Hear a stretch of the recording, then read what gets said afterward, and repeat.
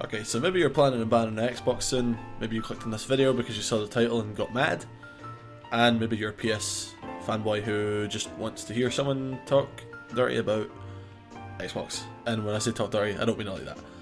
But I was waiting for the Xbox Series X for a while, well, a couple months, to try and buy one, and a fair few times I thought, I'll just buy the Series S because it's there, why not? I'm going to go into the reasons why not in this video right here. So, yeah, sure, the S is less than half the price, brand new, of the X. It's still an upgrade from the Xbox One X and the Xbox Series One S. Obviously an upgrade from the 360 and the basic Xbox One, obviously, because they're all older gen consoles. Game library is huge, with backwards compatibility and all that, but that's also the same with the Series X, so, you know, whatever. The console itself is pretty tiny, so if you've got like a what's it called? Media stand thing, a media shelf thing in the living room, if you play games in the living room, then you can throw the console in there. You can use it as a Netflix machine, I guess. If you don't have a smart TV, you can throw in Disney Plus, you can do whatever you can do in a smart TV if you don't have a smart TV, and play games on it. So, I mean, it's a console. It has stock, it's in stock. Like, if I look right now, anywhere I look, pretty much, it's in stock. Brand new or pre-owned, doesn't matter, it's in stock. I just checked the price again there, actually, and it's about 220 quid. 220 pounds. So, it's pretty cheap. In all fairness, it's pretty cheap. The 360 when I got one back in 2011 was £250. So the Series S is cheaper than the 360. Don't know if that's a good thing or a bad thing, because the 360 was a banger of a console. The S is a good console, but does that mean that in relation to the time it's in, it's subpar? Because it's pretty cheap for a brand new-ish console. Obviously the storage has a 512 gig SSD, but obviously you're not going to be able to use that full 512 gig for game storage because, you know, it needs to store the OS somewhere. And that, honestly, I was thinking, that's pretty much all I have to say that's good about the S. I suppose it's a good like casual gaming thing, like whatever. I'll get into that in a bit.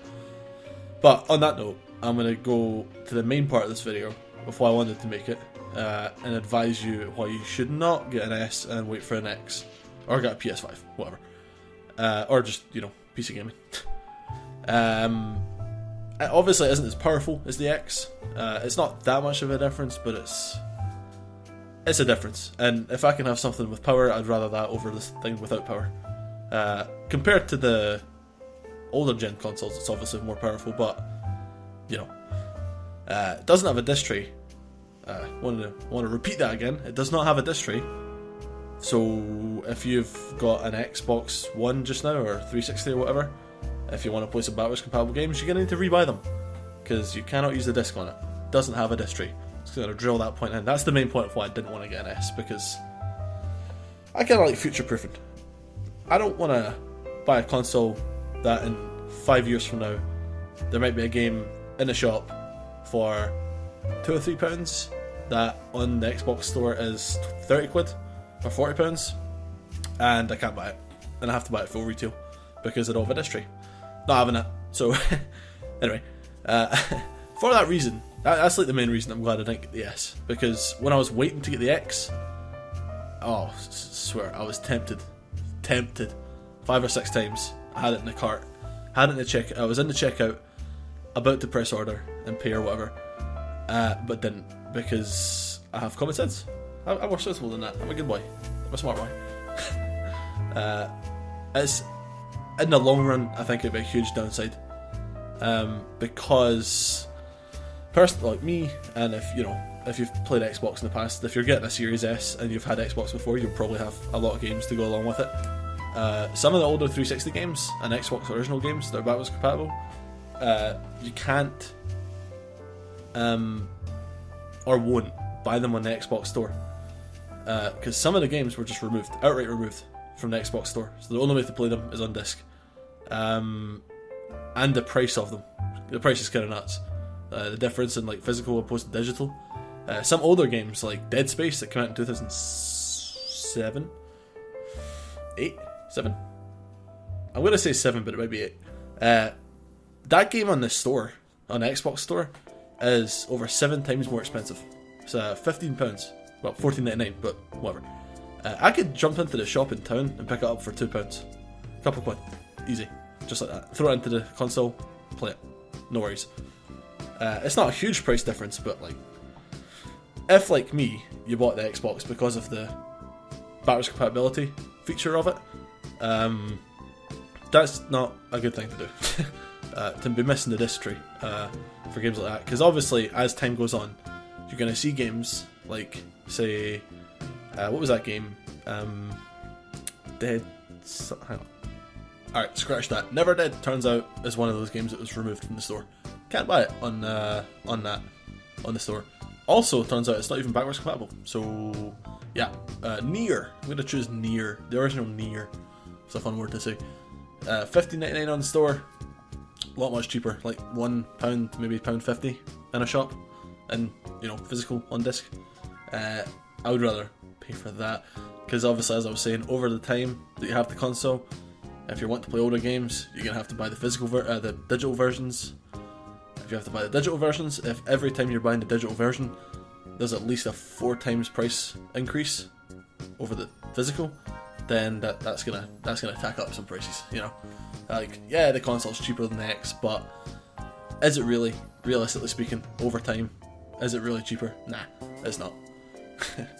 I've lost myself in a script.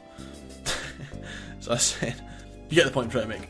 As someone who'd rather have something and not need it than need it and not have it, I would rather have the X instead of the S, just in case they're older games or games that are coming out now that I want to play, but I don't want to pay multiple times more than what I could actually play them for, and you know, cost. So yeah, that was that. One of the other reasons for the S that I didn't want to get it, or I'm glad I didn't get it, is looking back on it, feels like it was a placeholder for the X. Like I said, 6 or 7 times or so when I was getting the when I was trying to get the X, I looked at the S, gave it the old side eye, and wanted to just throw it in there. But the plan was always to get the S, get an X eventually, and then sell the S and put the money towards the X.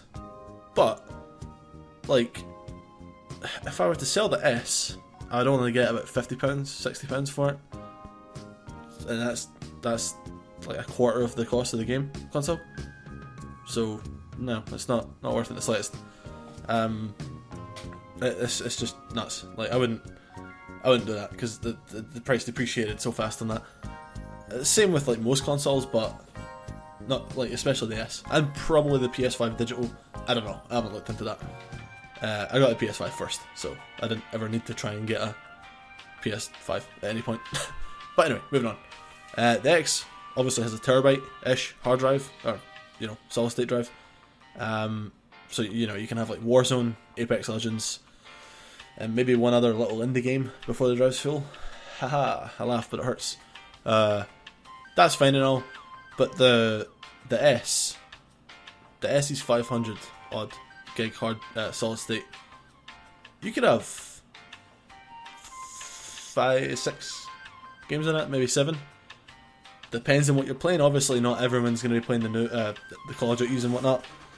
Not everyone's going to be playing Apex.